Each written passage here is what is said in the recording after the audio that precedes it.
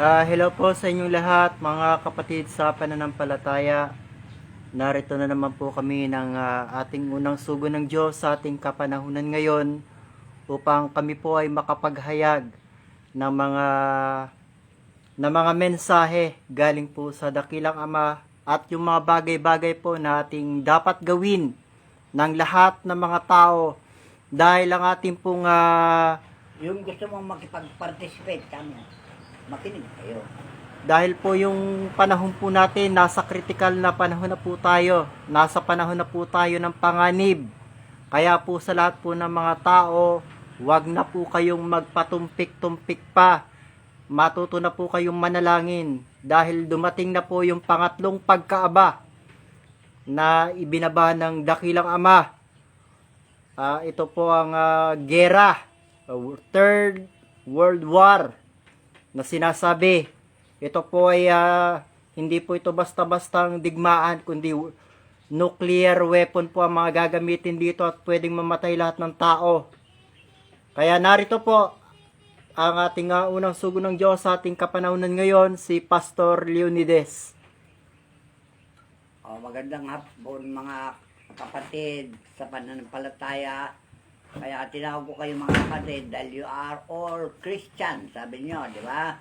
All Christians submit themselves to God and bind together as one. Kaya pagkakaisa, hiniling ng Panginoon during His time, John 17, dahil pinakita rin sa Kanya yung mangyayari sa mundong ibabaw. Nandun sa Matthew 24, if you read the scripture very carefully, maintindihan nyo yung arrangement. Dahil wala raw isang kudlit, isang tundok, walang mawawala sa kautusan hanggang sa lahat na matupad. So, dahil sa kagagawan ng mga tao ngayon na may bigyan sa kalayawan, may bigyan sa kanilang sarili, at lumalakad ayon sa kanilang kagustuhan at hindi sa kagustuhan ng Diyos, kaya dumating na yung galit ng Diyos. Bagay, itong galit ng Diyos, ito ay matagal na. 1974 pa, nung martial law mismo gusto nang pumutaw ang giyera noon dahil nag-alsa na yung tinatawag na EDSA Revolution at itong mga kapatid na iglesia, nag-form na sila ng isang grupo para maggiyera. Kaya ngayon, napigilan yon dahil sa aking sakripisyo at sa aking mga kasamaan ng panahon yon during the 70s, bago pa lang ako yan pero dinibot ko yung aking sarili para hindi matuloy ito. Dahil nung panahon yun, 1970s, 1974, idineklara na sa akin ng Diyos na 13 bansa ang gustong sumakop sa daigdig. Kaya napigilan yon dahil sa idinibot ko ang aking sarili na nagsakripisyo para sa kaligtasan ng tao. Ngayon ay marami na tayo, Christian country na sinasabi, we must bind together as one. Para sa ganon, isa tayong sacrifice para sa kapayapaan. Dahil noong unang panahon, ang sakripisyo para sa kapayapaan ay dinodonate, inandog nila sa Diyos ay mga hayop. Kinakatay nila mga hayop.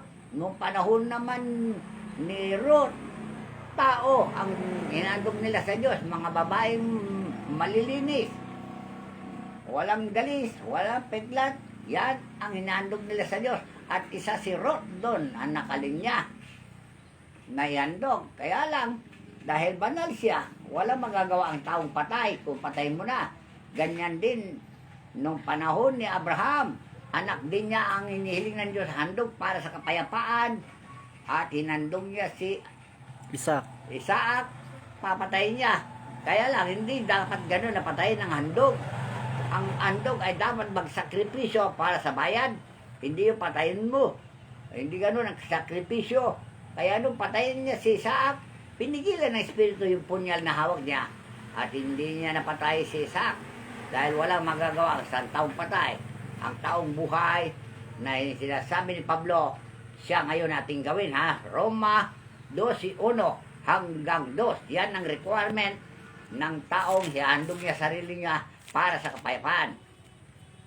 Roma Kapitulo 12, talatang 1 hanggang 2. Kaya nga mga kapatid, ipinamamanhi ko sa inyo alang-alang sa mga kahabagan ng Diyos, na inyong iharap ang inyong mga katawan na isang haing buhay, banal na kaaya-aya sa Diyos, na siya ninyong katampatang pagsamba. Alright. Dahil sumasamba tayo sa God na hindi natin nakikita, hindi nyo nakikita. Pero ako, nakita ko na siya at nakilala ko na siya. At ito ang mga bagay na itinuro sa akin upang maiwasan ang mga panganib sa ating panahon. So, yung number 2. At huwag kayong magsiayon sa sanlibutang ito, kundi mag-iba kayo sa pamamagitan ng pagbabago ng inyong pag-iisip upang mapatunayan ninyo kung alin ang mabuti at kaaya-aya at lubos na kalooban ng Diyos. So, ang lubos na kalooban ng Diyos nakatala sa Biblia Maraming bagay na itinuro ng Diyos sa bibig ni Jesus at si Pablo at saka mga apostol. Ang pagbabago, renewal kung tawagin ng mga Katoliko, renewal sa Biblia, pagbabago. Pagbabago ng pagkatao. So, kailangan tayo ngayon na sa ating panahon nito na unang-una nakilala na ni kapatid na Ray at si kapatid na Albert ang Panginoon at ang Ama, nakausap nila mismo. So, nakakonect na kayo sa akin. Okay? Kaya ako naman, inutusan ng Diyos na magdeklara ng ganitong bagay, marahil alam na ninyo, baka hindi pa rin ninyo ginagawa. Dahil sinabi rin sa kasulatan, mapalad ang bumabasa at nakikinig At tumutupad. at tumutupad sa ng mga mga nakasulat sa aklat na ito. So, kung tuparin natin, makinig tayo, tuparin natin, mapalad tayo. Dahil yan ang hinahanap ng Diyos sa ating mga Kristiyano na mag-isa sa pag-isip. Nandun sa Pilipos, Kapitulo 2:1, pinaraan kay Pablo.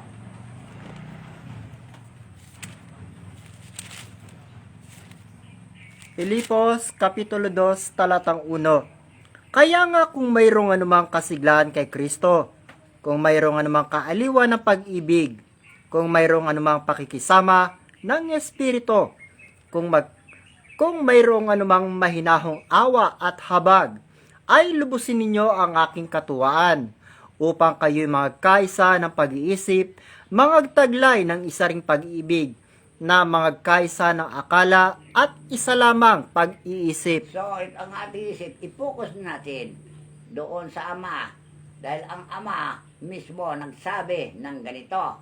Nandun sa awit 110:1. Awit, Kapitulo 110, talatang 1. Ito po. Sinabi ng Panginoon sa aking Panginoon, umupo ka sa aking kanan, hanggang sa aking gawing tungtungan mo ang iyong mga kaaway. Alright. Ang kaaway ng Diyos at ang kaaway natin ay iisa. Di ba? Ang kaaway ng Diyos, kaaway din natin. Yung masama na ginagawa ng tao, lalo-lalo na sa mga kapatid natin na sa gobyerno, masama na kanilang ginagawa. Pero, yan ay ating lalabanan. Para sa ganun naman, hindi na ituloy ng Diyos itong kanyang pagdipol sa tao. So, magkaisa tayo ng pag-isip, magkaisa ng akala, at sundan natin ang turo ni Kristo. Dahil ang turo ni Kristo, tayo'y magpakabanal, sapagkat siya'y banal. Nandun sa John 17. Kaya sabi ni Kristo, banalin mo sila sa katotohanan, sapagkat ang salita mo ay katotohanan. So, ang Biblia nito ay katotohanan. So, dito tayo maaaring magbanal. Kaya nga sinabi ngayon ni Josue 1:8. Josue, Kapitulo 1, talatang 8. Ang aklat na ito ng kautusan ay huwag mahihiwalay sa iyong bibig, kundi iyong pagbubulayan araw at gabi upang iyong masunod na gawin ang ayon sa lahat na nakasulat dito, sapagkat kung magkagayoy, iyong pagiginhawahin ang iyong lakad, at kung magkagayoy, magtatamo ka ng mabuting kawakasan. Alright. Binanggit din niya sa bibig ni Haring David sa Awit Kapitulo 1. Awit, Kapitulo 1. Ang matuwid at ang masama ay pinagparis. Mapalad ang tao na hindi lumalakad sa payo ng masama, ni tumatayo man sa daan ng mga makasalanan, ni naupo man sa upuan ng mga manglilibak, kundi ang kanyang kasayahan ay nasa kautusan ng Panginoon, at sa kautusan niya nagbubulay-bulay siya araw at gabi, at siya ay magiging parang punong kahoy na itinanim sa siping ng mga agos ng tubig na nagbubunga sa kanyang kapanahunan. Ang kanyang dahon na may hindi malalanta, at anumang kanyang gawin ay giginhawa. Ito mga pangako ng Diyos sa mga taong nagpapasakop sa Kanya para daw silang punong kahoy na tanim sa siping ng agos, hindi malalanta. Ano yung malalanta? Hindi magkakasakit, hindi mapaparusahan, Hindi mamamatay. hindi mamamatay. Kung nakatabi tayo sa siping ng agos, alam niyo yung agos na yon, yon ang kapangyarihan ng Espiritu. Kaya huwag natin iiwanan ang kapangyarihan ng Diyos. Parati tayo nakatutok sa Kanya. Yan, chapter 15 yun. Tandaan nyo nakakonect tayo parati sa Kanya. Para sa ganun, ano man ating gagawin ay, o hilingin, ay gagawin niya. Kaya tayo ngayon, i-connect natin parati ang sarili sa Diyos. Yun ang tinawag na ayuno. Para yung hiling natin matupad kung ang mga requirements ay ating susundin. Okay? Para sa pagbabanal. Kailangan magbanal tayo. Dahil kung hindi tayo banal, ang hain natin mabulok. At ang mga hindi banal, hindi pwedeng humatol sa kapwa makasalanan. Mga banal lang ang hahatol sa mga makasalanan. Yung makasalanan not required. Tandaan nyo walang makasalanan na hahatol sa mga makasalanan. Kung nabanal ka naman, wala makakatol sa iyo dahil Diyos lang ang may-ari sa iyo at Diyos lang ang bahala sa iyo. Kaya tayo mag-ingat dahil tayo pinagmamasdan ng ating Ama. Kung maayos na ang ating hain, baka sakalin maawa na siya. Amen? Okay? Kaya ngayon, ang requirement pa dyan ay ito. Doon sa Pedro 3:10. Unang Pedro Kapitulo 3 talatang 10. Sapagkat ang magnay sumibig sa buhay at makakita ng mabubuting araw ay magpigil ng kanyang dila sa masama, at ang kanyang mga labi ay huwag magsalita ng daya, at tumalikod siya sa masama at gumawa ng mabuti, hanapin ng kapayapaan at kanyang sundan, sapagkat ang mga mata ng Panginoon ay nasa mga matuwid, at ang kanyang mga pakinig ay sa kanilang mga daing. Okay, yung daing na, yun na yan. Pakikinggan niya tayo. At kailangan din naman, maglinis tayo Ayun, ang mga requirement. Mayroon pa dyan. Tuloy mo, basta. Ngunit ang mukha ng Panginoon ay laban sa mga nagsisigawa ng masama. Okay. Yan, ang narinig nyo, mayroon pa. Efeso 4:17. Ito ang mga requirements na nag-ayuno. Para sa gano'n naman, pag mabango, hain sa ating sarili. Yung hain kasi, ating sarili. Banalin natin ito. Huwag tayong gagawa ng anumang anomalyang masama sa ating buhay. Para sa gano'n, yan ang titignan ng Diyos kung tayo ay karapat-dapat na aprubahan ng ating mga prayers. Dahil na rin nyo, ang kanyang pakinig ay nasa mga matuwid. Alright? Efeso, ang kanyang paningin ay nasa mga matuwid at ang kanyang pakinig ay nasa kanilang mga daing. Kaya yung daing natin o panalangin natin o request natin, pakikinggan niya kung tayo ay tunay na banal. Okay? Ito pa. Sige. Efeso Kapitulo 4 talatang 17 hanggang 18. Ito ang sinasabi ko at sinasaksihan sa Panginoon, na kayo'y hindi na nagsisilakad pa na gaya ng lakad ng mga hentil. O ano yung meaning hentil? Walang Diyos. Mga hentil, walang Diyos. Kayo ay may Diyos na kayo. mga Alright. taong walang Diyos. Nakisanim na ang Panginoon sa inyo dahil qualified kayo sa inyong laban sa masama. Qualified kayo doon, kaya na-register na kayo sa kanilang langit. Ituloy mo. Sa pagpapalalo sa kanilang pag-iisip, na sa kadiliman ng kanilang pag-iisip ay nangahiwalay sa buhay ng Diyos. Dahil sa kahangalang nasa kanila, Ano yung buhay ng Diyos? Spiritual ang buhay ng Diyos. Dahil Diyos ay Espiritu. Kaya kailangan tayo mabuhay spiritually. Pati pananalita, spiritual. Yan ang kailangan lalabas sa ating mga bibig. Bible reading, study the Bible, sabi ninyo, okay, go. Dahil yan ang gusto niya. Ayan, ito ba? Tuloy mo. dahil sa pagmamatigas ng kanilang puso, na sila sa di pagkaramdam ng kahihiyan, ay napahikayat sa kalibugan upang kalakalin ang lahat ng karumihan ng buong kasakiman. O yan ang mga taong nahiwalay sa buhay ng Diyos. Dahil sila ay buhay material, hindi spiritual. Alright, tuloy mo. Ngunit kayo'y hindi nangatuto ng ganito kay Kristo, kung tunay na si inyong pinakinggan at kayo'y tinuruan sa Kanya, gaya ng katotohanan na kay Jesus at inyong iwan tungkol sa paraan ng inyong pamumuhay na nakaraan ang dating pagkatao na sumama ng sumama ayon sa mga kahalayan ng pagdaraya at kayo'y magbago sa espiritu ng inyong pag-isip at kayo'y magbihis ng bagong pagkatao na ayon sa Diyos ay nilalang sa katuwiran at sa kabanalan ng katotohanan. Tuloy.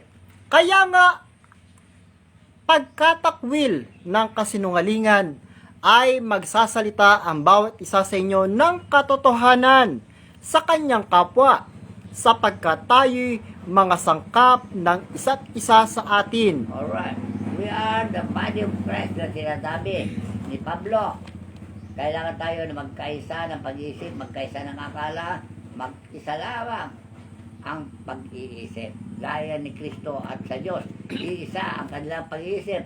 Yung pag-iisip ng Ama, pag-iisip ng Anak, ibig sabihin ito, prinsipyo ng Ama, prinsipyo ng Anak, prinsipyo rin ng mabanal na Espiritu. So, magkaisa tayo ng prinsipyo para sa ganoon. Ito ay kaaya-aya. Yung tinatawag na bolts in, bind together as one. Alright? Kaya mag-bolts in tayo, upang sa ganoon, itong prayers natin ay pakikinggan ng Diyos. Kaya ito kayo na, Efeso 6:10. Ito na ang umpisan ng ayuno. Efeso Kapitulo 6, Talatang 10. Sa katapus-tapos ay magpakalakas kayo sa Panginoon at sa kapangyarihan ng kanyang kalakasan. Mangagbihis kayo ng buong kagayakan ng Diyos upang kayo'y magsitibay laban sa mga lalang ng dyablo, sapagkat ang ating pakikibaka ay hindi laban sa laman at dugo, kundi laban sa mga pamunaan, laban sa mga kapangyarihan, laban sa mga namamahala ng kadilimang ito sa sanglibutan. Alam na niyo, at tinutukoy ni Pablo, lahat na nasa gobyerno, buong daigdig, dahil masama na kanilang ginagawa, pati ang mga vaccine na yan, pinopromote na nila at pinapatubad, masama na talaga ugali nila. So, we will fight for this. Kaya pakikilaban natin, hindi gera, kundi tagisan ng talino at banal na tao lang ang pakikinggan ng Diyos. Alright, sige tuloy mo. Laban sa mga ukol sa espiritu ng kasamaan, sa mga dakong kaitaasan. Itong espiritu na ito, walang iba kundi si Satan. Na Satanas. Yan ang nag-wodyok ng kamalian at nagpapaisip sa mga tao ng katarantaduhan, kabalbalan, scam, panunulisan, pagnanakaw, pandaraya. Si Satanas ang may promotor dyan. Kaya labanan natin yan sa pamagitan ng panalangin at ayuno. Dahil yan ang kanyang puwersa. Tao rin ang kanyang puwersa. At ang Diyos, tao rin ang kanyang puwersa. The Holy Ones. Tandaan nyo Kaya ilagay niya yung tupa sa kanan at yung kambing sa kaliwa. Tandaan ninyo. Kaya tayo ngayon, kung tupa tayo ng Diyos, stay at the right side. At siya rin ang gagawa ng paraan para sa kapapayapa natin. Okay? Kaya ang requirements ay ito. Ituloy mo pa. Dahil dito, magsikwa kayo ng buong kagayakan ng Diyos upang kayo'y mga katagal sa araw na masama at kung magawa ang lahat ay magsitibay. Ano yung kagayakan ng Diyos? Kaya doon sa 4Gs, armor. Ang sabi niya na, take all the armors of God. Alam niyo mga armors? Alam ko may mga orasyon kayo. Palakasin niyo yan. Ha? Para ang kalaban natin na evil ay hindi maaari manggulo sa ating samahan. Okay? Diyan tayo magpakalakas. Para sa ganon, for our own good sake and for the benefit of mankind. So, isakripisyo natin ng mga ito na huwag tayong patutokso sa Satanas. Layuan natin yung mga evil. Lahat ng klase ng evil. Stay away from them. Dahil yun ang sinabi ni Pedro. Kung gusto nyo makakita na mahabang Mabuting buhay araw. at magagandang araw, pigilin natin ngayon ang ating bibig sa pagsalita ng anuman laban sa Diyos at laban sa kabanalan. Okay? Sige pa, tuloy mo pa. Magsitibay nga kayo ng inyong mabaywang ay may bigkis na katotohanan, Ano yung katotohanan? Bible. Biblia. Alright. Kailangan may katuwiran kayo dyan. Makalap ninyo na ang right hand ng Diyos ay nasa mga matutuwid. At yung left hand ng Diyos ay nasa makasalanan. So, sabi kanina, stay at my right until I will do my work. So your enemy will be a stepping stone on your feet. Okay? Tayo ay sisikat na kapag yan ay nagapin natin ang kasamahan. Okay? Ano pa? Na may sakbat na baluti ng katuwiran. Ang katuwiran na yan, yung katuwiran ni Diyos ay lalaban natin. Hindi yung katuwiran ng sinuman, ha? Dahil ang Diyos, ang katuwiran niya, siya'y galangin, respetuhin, at ano pa, sambahin. Dahil yun ang kanyang katuwiran. Dahil siya Espiritu. Kailangan siya sambahin natin sa Espiritu at katotohanan. Kaya kung saan naroon ang Espiritu ng Diyos, i-focus nyo ang isip nyo doon. Kaya na magkakalaya tayo, kagaya ni, sinabi ko, nakausap na ni Captain Ray, nakausap na ni Brother Albert. Kaya alam na nila ang kanilang gagawin dahil in-advisean na niya sila. Kaya sa kanila kayo magtanong kung ano ang pinagkasunduan. Alright? So ako naman ay nakinig dahil pinalapit ako para manirig ko yung pinag-usapan para yun ang patayan kong magpayo sa inyo kung kayo magkakamali. Alright? Magiging advisor lang ako doon. Kaya ngayon, i-maintain natin ngayon yung ating sarili sa pagbabanal. Ang nag-ayuno, iwasan nyo yung karne, ha? Gulay-gulay. Isda lang. Pwedeng Isda at pagkain. gulay lang. Iwasan nyo karne-karne dahil nakakabigat sa pag-ayuno yan. Basahin nyo ngayon yung aklat ni Jonas, kung anong ginawa ni Jonas. Dahil si Jonas natakot sa Nineveh nung utusan ng Diyos dahil sinabi niya ng Diyos, gugulawin niya Nineveh. Si Jonas naman, umayaw, pumunta sa Tarsis. Ano nangyari kay Jonas? Napahamak dahil sinalubong siya ng bagyo dahil hindi sumunod sa utos. Ngayon, sino nagdala sa kanya sa Nineveh? Nung tataob na yung barko nila, ano sabi yung kapitan ng barko? Bakit itong barko ko naglalayag mahabang panahon? Walang panganib. Bakit nagkaroon ng panganib? Sino kaya ang makasalanan dito sa barko ko? Nakita niya si Jonas, nakahiga sa isang sulok. Tinanong niya, Binata, ikaw ba ang hinahanap ng Diyos? At ang sabi naman ni Jonas, ako nga. Kung hindi nyo itapon sa dagat, mamamatay tayo lahat. Ngayon, pagkatapos sa dagat, inutosan naman ng Diyos yung balyena, di ba? Nilamon siya. 3 araw siya sa loob ng balyena. Napanganib siya. ang magandang bagay nangyari sa kanya doon. Hindi siya namatay sa tiyan ng balyena, kundi ang balyena ay ginamit lang ng Diyos para makabiyahe sa doon Ninibe na walang pasahe. Kaya nung nagnangayong balyena, lumabas na si Jonas at hindi siya namatay. Dahil sa tiyan ng balyena, nagdarasal siya. Dahil nasa panganib siya, di ba? Gaya natin si Jonas. Dahil nasa panganib na tayo, magdasal na tayo. Baka sakaling lalabas na yung tinatawag na resulta na hindi na ituloy ang Diyos ang kanyang parusa sa Ninibe. Anong ginawa yung mga tao sa Ninibe? Inutosan yung hari na lahat ng kanyang sinasakupan, senador man, congressman man, mayor man, gobernador man, nag-ayuno sila lahat. At yung natapos yung ayuno, hindi na dumating yung paggunaw sa Ninibe. Sana ganyan na mangyari sa Pilipinas, ha? Okay? Yan ay isang halimbawa na pinakita ng Diyos noong unang panahon. Sana maganap din sa ating panahon. Dahil ginanap ko yan sa ilang panahon, dahil 1975 pa, sinabi ng Diyos sa akin, itong dilubyo na ito, Third World War, nagsakripisyo ako, kulang mag-isa. Tandaan niyo, at ako rin nakapatigil sa revolution, ako lang mag-isa. Kasama ko si Haring Bernardo Carpio. Bernardo Carpio. Kilala ba niyo si Bernardo Carpio? Hindi. Kaya pinakikilala ko sa inyo. Ang sabi niya sa akin, handa akong tumulong sa inyo. Basta husayin ninyo ang sarili niyo. Okay? Dahil yan ang pumipigil sa nag-uuntugang bundok. Sa Montalban. Alam niyo ang tinatawag na nag-uuntugang bundok? Bansang nagkakagulo. Siya ang aawa. Amen? Ginawa niya minsan sa panahon natin, gagawin din niya ulit kung tayo magkakaisa sa layunin. Okay? So, ang fasting, iwasan yung daldalan, Chismisan.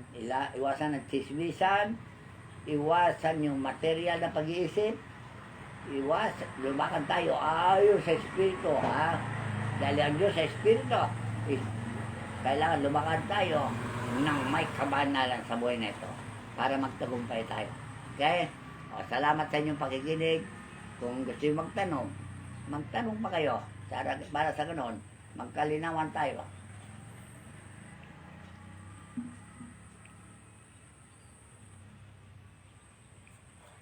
Okay na.